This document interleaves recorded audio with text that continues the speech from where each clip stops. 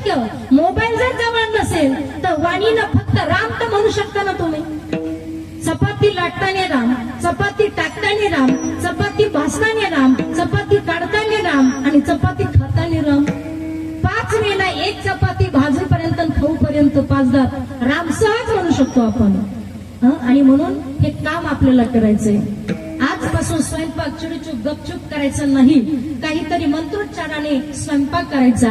आणि तुम्ही जर हरिपाठ म्हणून किंवा राम हे नाम म्हणून जर स्वयंपाक केला तर ते नुसतं जेवण राहणार नाही, ते काय तयार होईल, प्रसाद तयार होईल. आणि नुसता प्रसाद त्याला म्हटलं जात नाही तर त्याला महाप्रसाद असं म्हणतात. का बरं? आहारा सात्विक प्रिया युक्त आहार विहार